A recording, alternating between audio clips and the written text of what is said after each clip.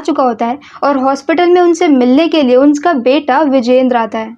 और अब क्योंकि ये कहानी सिर्फ आधी ही कंप्लीट हुई है और हर कोई इस कहानी को पूरा जानना चाहता है, तो उस जर्नलिस्ट के कहने पर विजेंद्र आगे की कहानी को कंप्लीट करने के लिए आनंद के ऑफिस में जाता है। यहाँ पर बहुत ढूंढने के बाद उन्हें केजीएफ चैप्टर 2 की स्टोरी मिल जाती है और सीन एक बार फिर से फ्लैशबैक में शिफ्ट हो जाता है, जहाँ पर रॉकी के गरुड़ा को मारने के बाद सभी लोग रॉकी के सपोर्ट में आ गए होते हैं और वो सभी नॉर्मल लोग जो अब तक केजीएफ में काम कर रहे थे वो लोग गरुड़ा के आदमियों से फाइट करते हैं और फाइनली रॉकी केजीएफ को जीत लेता है। अब यहाँ पर जब बाद में गरुड़ा के सारे पार्टनर्स आते हैं तो उन्हें ऐसा लगता है कि शायद विराट यहाँ पर राज्याभिषेक कर रहा होगा अपना, पर अब यहाँ पर रॉकी उन्हें आकर के बताता है कि विराट को उसने पहले ही मार दिया है और अब केजीएफ का नया ओनर रॉकी है। यहाँ पर एंड्रयू राजेंद्र देसाई के साथ कमल भी होता है जो कि बहुत ज़्यादा उछल रहा होता है, तो रॉकी उसी वक्त उसे वहीं पर शूट कर देता है और इसके बाद सभी लोग बिल्कुल शांत हो जाते हैं।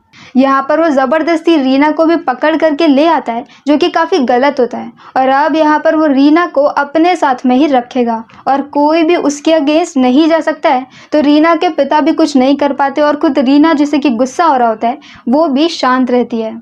यहाँ पर अब केजीएफ के लोगों की लाइफ पहले से ज़्यादा सुधर गई होती है, उन्हें अच्छा खाना मिल रहा होता है, अच्छे कपड़े मिल रहे होते हैं और अच्छा घर भी उनके लिए बनाया जा रहा होता है, तो वो सभी लोग रॉकी को अपना देवता मानते हैं।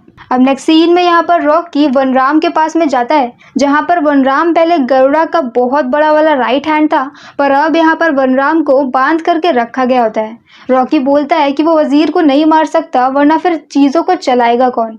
मतलब कि रॉकी यहाँ पर वनराम को रॉकी के साथ मिल करके काम करने के लिए बोलता है, जिसके लिए वनराम पहले तो मना कर देता है, पर बाद में जब रॉकी अपने दूसरे आदमियों के पास में जाता है जिन्हें की शूटिंग बिल्कुल भी नहीं आती है, तो फिर वहाँ पर रॉकी वनराम को बुलाता है और वनराम यहाँ पर बहुत ही अच्छा निशाना लगा लेता है और इसके बाद वो रॉकी की जॉब को भी एक्सेप्ट कर लेता है और ये बोलता है कि उन्हें सिक्योरिटी को पहले से ज़्यादा बढ़ाना होगा और वो सभी लोगों को ट्रेनिंग भी देगा।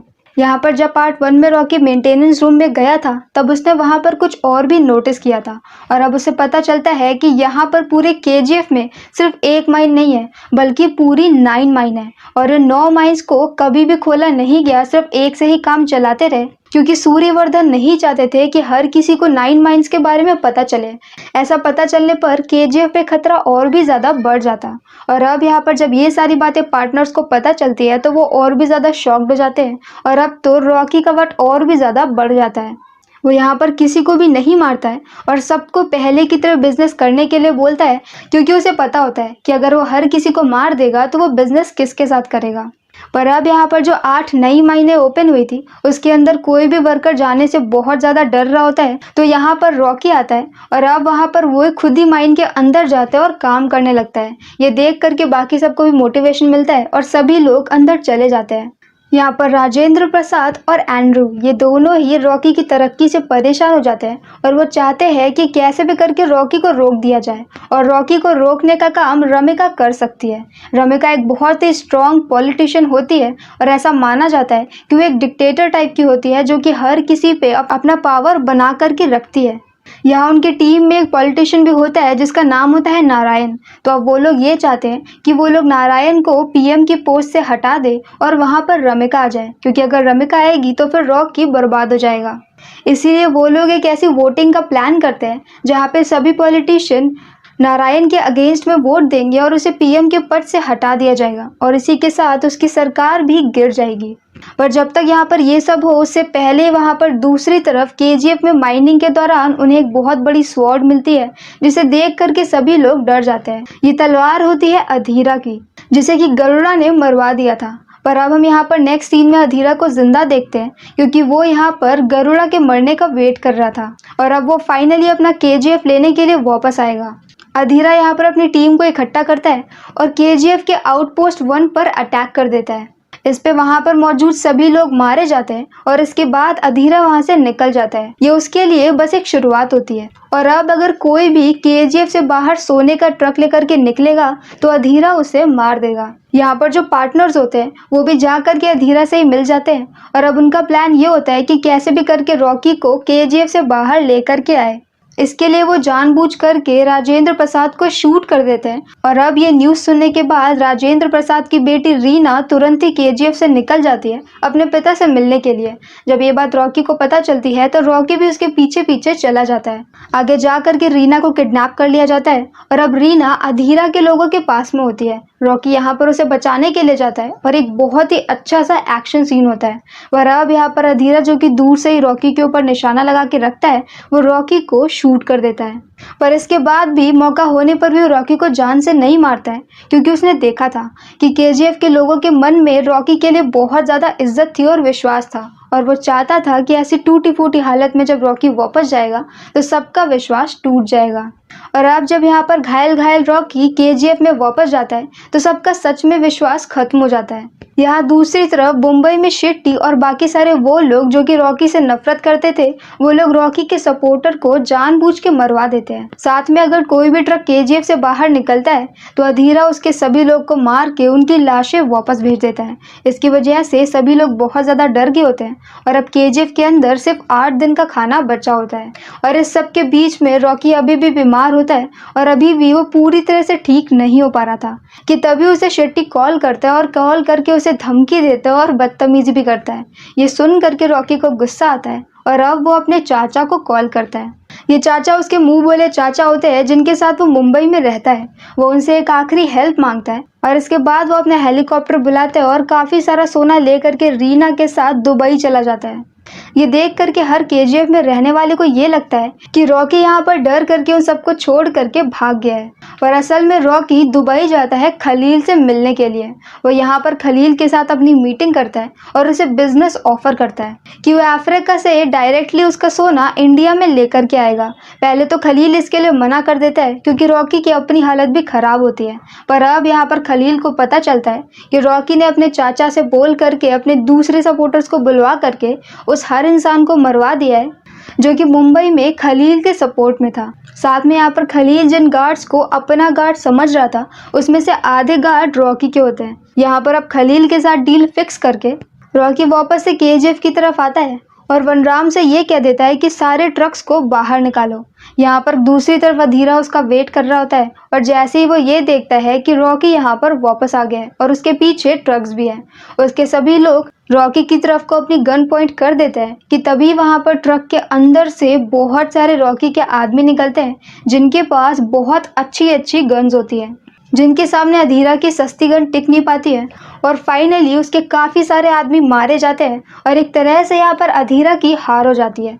रॉकी चाहता तो उसे मार सकता था लेकिन वो उसे छोड़ देता है। साथ में वो नारायण की सरकार को भी गिरने से बचा लेता है, अलग अलग पॉलिटिशियंस को धमकी दे करके। अब इस तरह से यहाँ पर उसका बिजनेस बहुत ज़्यादा बढ़ जाता है क्योंकि वो लगातार पूरी 9 माइन से सोना निकाल रहा होता है। और इसके बाद वो बॉम्बे में जाकर के शेट्टी को भी मार देता है। और इस तरह से यहाँ पर कुछ साल बीत जाते हैं और अब वक्त आ जाता है अगले इलेक्शन का। नारायण यहाँ पर रॉकी से मिलकर के ये बोलता है कि उसे रमिका को मारना होगा। अगर रमिका जिंदा रही तो फिर वो केजीएफ को बर्बाद कर देगी। पर अब यहाँ पर रॉकी ये बोलता है कि वो औरतों और बच्चों पर हाथ नहीं उठा सकता, कि अगर किसी औरत को गुस्सा आ रहा हो तो उसके ऊपर अटैक करने के बजाय उसके सामने हाथ जोड़ना बेहतर होता है। इसके बाद इलेक्शन का रिजल्ट भी आ जाता है और रमिका जीत जाती है। जीतते यहाँ पर बहुत सारे लोग रमिका को केजीएफ के बारे में और रॉकी के बारे में पूरी स्टोरी बताते हैं। और अब हमें यहाँ पर पता चलता है कि इतने सालों के बीच में रॉकी ने केजीएफ का डेवलपमेंट बहुत ज़्यादा हाई लेवल पर कर दिया होता है और वो लोग जो वहाँ पर कीड़े जैसी ज़िंदगी जी रहे होते हैं अब उनके पास काफ़ी अच्छे घर होते हैं। पर अब ये सब कुछ पता चलने के बाद रमिका ये बोलती है कि कुछ भी करके पूरे इंडिया में रेड डाल दो, लेकिन कहीं से भी रॉकी के अगेंस्ट में प्रूफ लेकर के आओ और उसे अरेस्ट करो। और इसके लिए वो एक स्पेशल टीम भी बना देती है। दूसरी तरफ हम यहाँ पर केजीएफ में आनंद को देखते हैं। वही आनंद जो कि मूवी के फर्स्ट पार्ट में स्टोरी सुना रहा होता है, वो यहाँ पर अभी यंग होता है और वो चिप करके केजीएफ की फोटोज क्लिक कर रहा होता है। उसे रॉकी के आदमी पकड़ लेते हैं और उसे रॉकी के सामने लेकर के जाते हैं। यहाँ पर रॉकी उससे इम्प्रेस हो जाता है क्योंकि वो एक नॉर्मल सा लेखक होने के बाद भी काफ़ी ज़्यादा ब्रेव होता है। तो रॉकी यहाँ पर उसे सामने से कहता है कि वो रॉकी की स्टोरी लिखे और सब कुछ बिल्कुल सच सच लिखे। इसके बाद यहाँ नेक्स्ट सीट में पुलिस अलग अलग जगह पे छापे मार रही होती है, लेकिन कहीं से भी उन्हें कुछ भी नहीं मिलता है। उन्हें सिर्फ एक जगह से एक सोने का बिस्किट मिलता है जिसे कि वो पुलिस स्टेशन में जमा कर लेते हैं। जब ये बात रॉकी को पता चलती है तो वो उस एक सोने के बिस्किट को लेने के लिए पुलिस स्टेशन में पहुंच जाता है और जैसे ही सबको ये पता चलता है कि सोने का बिस्किट रॉकी का है, सब लोग डर जाते हैं क्योंकि रॉकी की शक्ल तो बहुत ही कम लोगों ने देखी होती है, लेकिन उसके नाम का डर ही बहुत बड़ा होता है।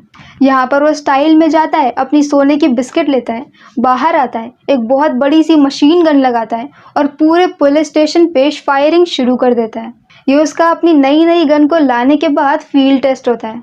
यहाँ पर फील्ड टेस्ट कंप्लीट करने के बाद नेक्स्ट सीन में हम ये देखते हैं कि रमिका को फाइनली कुछ प्रूफ मिल गया होता है और इसके दम पर वो रॉकी को अरेस्ट करना चाहती है कि तभी वहाँ पर फूलों का बुके लेकर के सामने से रॉकी उससे मिलने के लिए आता है और एक फाइल लेकर के आता है। उस फाइल में रॉकी के अगेंस्ट बहुत सारे प्रूफ होते हैं और वह सामने से बोलता है कि रमिका चाहे तो इस फाइल को रख करके उसके अगेंस्ट कोई सा भी केस बना सकती है। रमिका इस फाइल को लेने भी वाली होती है कि तभी वहां पर रमिका के दूसरे सपोर्टर्स आते हैं और ये बताते हैं कि असल में उनकी पार्टी के 200 पॉलिटिशियन को रॉकी ही फंडिंग करता है।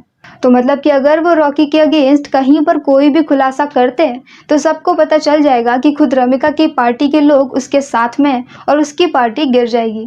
अब रमिका यहाँ पर सिवाय धमकी देने के और कुछ भी नहीं कर पाती है और रॉकी वहाँ से निकल जाता है, पर इसके बाद वो जा करके सभी सोने की डिलीवरी को रोक देता है। और ये बात जब खलील को पता चलती है तो उसे काफ़ी ज़्यादा गुस्सा आता है क्योंकि रॉकी अपनी मनमानी कर रहा होता है।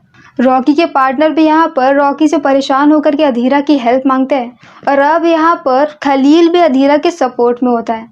अधीरा जो कि जिंदा था, वो इतने सालों से केजीएफ में काम कर रहे अलग अलग एम्प्लॉयज़ को पकड़ करके वहाँ के बारे में इंफॉर्मेशन निकाल रहा होता है और अब इतने सालों बाद उसके पास केजीएफ का एक मैप होता है।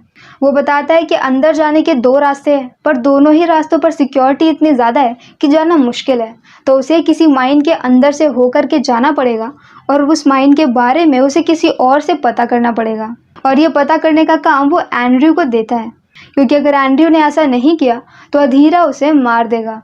और अब यहाँ पर वो अपनी माँ की बॉडी को वहाँ से निकलवा लेता है जहाँ पर सालों पहले उन्हें दफन किया गया था और अब वो उनकी एक अच्छी सी समाधि बनवाता है और वहाँ पर अपने नशेड़ी पिता को काम पर रख लेता है। उसके पिता जो कि जिंदा थे वो बहुत ज़्यादा नशेड़ी होते और कभी भी अपनी वाइफ का और बच्चे का ख्याल नहीं रखा होता है, इसलिए अब उन्हें बची हुई पूरी उम्र उसकी माँ की समाधि की सफाई करनी होगी। अब ये सब कुछ देख करके फाइनली रीना भी उससे इम्प्रेस हो जाती है और उन दोनों की शादी हो जाती है।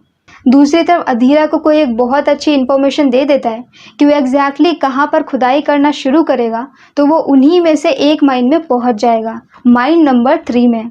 ये खबर मिलते ही अधीरा वहाँ पर खुदाई शुरू कर देता है और अब नेक्स्ट सीन में यहाँ पर रीना को पता चलता है कि वो प्रेग्नेंट है। वो जाकर के ये बात जल्दी से केजीएफ में खड़े हुए रॉकी को बताती है।